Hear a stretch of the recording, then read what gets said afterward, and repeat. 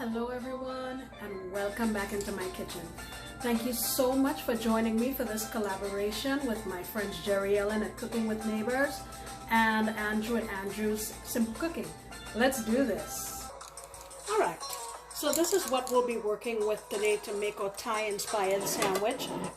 I have here 2 fillets of swai fish, and the usual, I washed it with lime and water, and I just seasoned it with garlic powder, some cracked pepper, and a small amount of salt, just a little bit, and rubbed it all over and set it in my fridge. The next thing we're going to be doing is working on this sort of salad or slaw that we'll be serving with our sandwich. In here I have a couple tablespoons of white vinegar.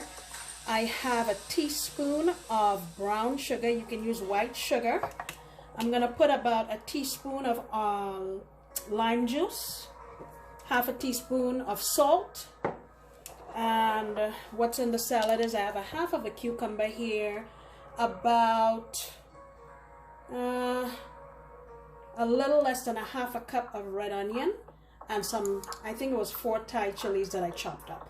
I'm going to get all these mixed up and pop it in my fridge so it'll be ready for when our sandwich is ready. Alright, so next we're going to work on our batter. I want to make sort of like a tempura batter. And what I have here is 1 cup of all-purpose flour, half of a cup of cornstarch, and a tablespoon of baking powder. I don't have any salsa water or beer, so I'm going to use some cheap champagne. I'm not trying to be bougie, but I have this in the fridge, so I'm just going to use it, okay? Let's get some in there, and the trick is to make sure that this stays cold. And what I did actually with my flour is I put it in the freezer for about an hour before I started working with it. Okay, I'm going to go ahead and get this mixed up.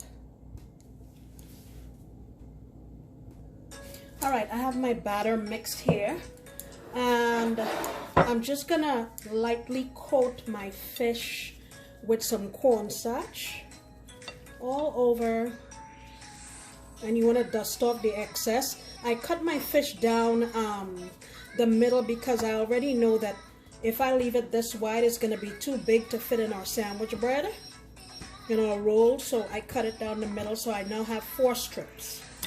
Okay? Alrighty. The next thing we're going to do is, I have my oil over here heating. Let me come over to the stove. Alright, my oil is hot, so I'm going to grab my fish, dunk it in my batter.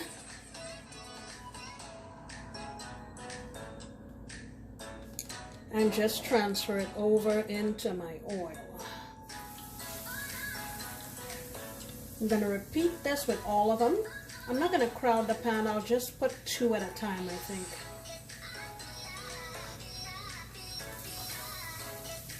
Alright, let me let this go here. Alright, here is my sandwich with my salad that we made earlier. And I'm serving this with some sweet potato chips. I found those at the dollar store, so I decided to try them. The price was right. Look at that. I have some lettuce on the bottom, my fish fillet, and my salad on top. Smells so delicious. Alright, it's tasting time.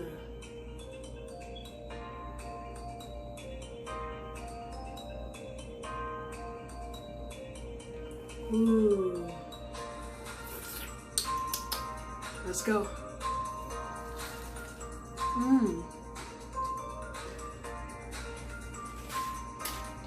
Wow. Did you hear that crunch? Wow. The fish is nice and crispy, but the batter is very light and bougie because of the champagne. I cracked myself up. And the brightness of the salad, they really complement each other, and it cuts some of that richness from the fish having been fried. Let me try my dollar store chips, sweet potato.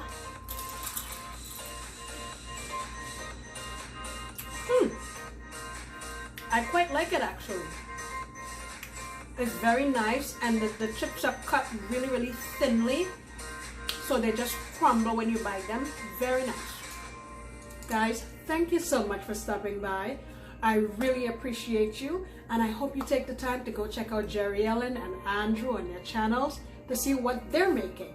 I'll see you guys next time when I promise to make another delicious recipe. Bye!